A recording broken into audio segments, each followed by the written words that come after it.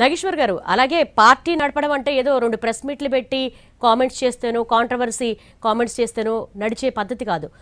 బీఆర్ఎస్కి అలాగే జాగృతికి ప్రధాన బలం కవిత. అక్కడ ఉన్నటువంటి కార్యకర్తలు కావచ్చు, నాయకులు కావచ్చు, ర్యాలీగా ఆమె వెనకెళ్ళచ్చు. కానీ ప్రజలు వెళ్లే అవకాశం ఎంతవరకు ఉంటుందంటారు? అట్ ద సేమ్ టైం ఇటు బీజేపీ కావచ్చు, అలాగే కాంగ్రెస్ నుంచి కూడా ఆమె పార్టీలోకి వెళ్లే వాళ్ళు ఎవరు ఉండరు. సో ఈ కొత్త పార్టీ పెడితే ఎట్లా మనగలుగుతుంది? అది కవిత చూసుకోవాల్సిన అంశం కదా. ఆమె ఎలా మనగలుగుతుందో ఆమె చేసే చర్యలు మనం విశ్లేషిస్తాం తప్ప మన అడ్వైజర్ గా ఉండలేము. అంటే గతంలో కూడా మనం కొన్ని కొత్త పార్టీలు చూసాము. నిజం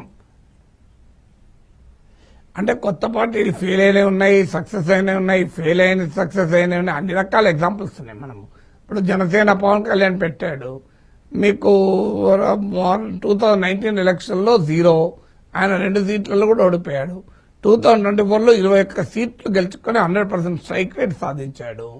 మీరన్న నిజం, తెలంగాణలో దేవేందర్ గౌడ్ పార్టీ ఫెయిల్ అయింది, నవ Telangana party, Narendra party fail అయింది, విజయశాంతి పార్టీ ఫెయిల్ అయింది, తెలంగాణ జనసమితిగా కోదండరాం పార్టీ ఫెయిల్ అయింది. ఇవన్నీ నిజం. తెలంగాణ ఇంటి పార్టీలని పెట్టిన పార్టీలు కూడా ఫెయిల్ అయ్యాయి.